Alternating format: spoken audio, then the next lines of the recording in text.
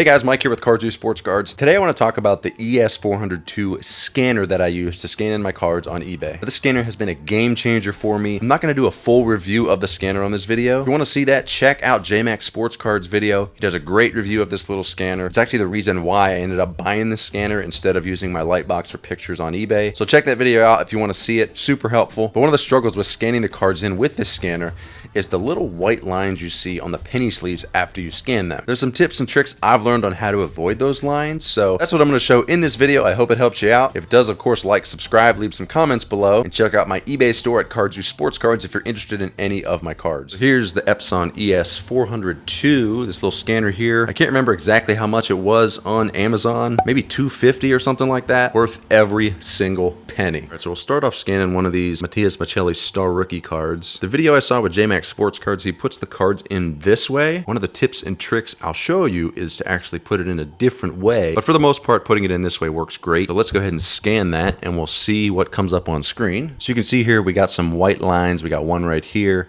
we got one right here, got some faint ones right there. Those don't bother me as much. We look at the back, we got a huge glaring one right there. These are all on the penny sleeve. Now what I have found is they're not on the penny sleeve forever. In every case, it doesn't scratch the penny sleeve per se. Like sometimes I'll flip it around or flip the sleeve around and this line's not here, but then some other lines are. So I think it really has to do with the wheels inside the scanner. So trick number one that I learned is using a brand new penny sleeve altogether. And the second part of that trick is actually putting the card in this way instead of the other way like we had it the first time. I don't know if it's the wheels inside here get more scratched on these type of cards, like on the bottom than on the top, but this way seems to often have a better effect. Not always, but let's scan it and see what it does on screen.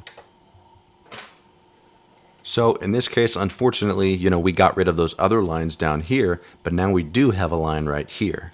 If we look at the back compared to the first one, we got rid of this line, but now we have this line right here. This one right here wouldn't be terrible to list, and honestly, this will probably be the best I can do for this specific card.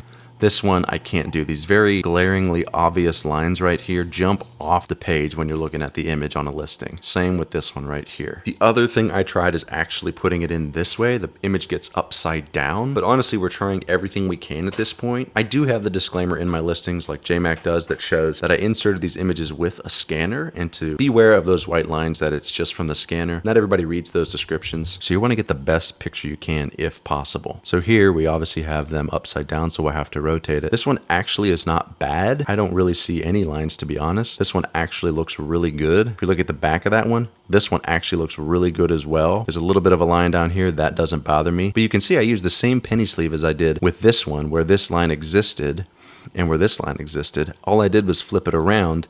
That line's not there anymore, and that line's not there anymore. So it's not always that the penny sleeve gets scratched and that you can't use it again, although that does happen sometimes. And if you hold them up to the light, you can see kind of the scan lines on them, but it's just the wheels inside the scanner, I guess, as they go through, they give them these white lines on top. So for me, this is perfect. This would be good for listing.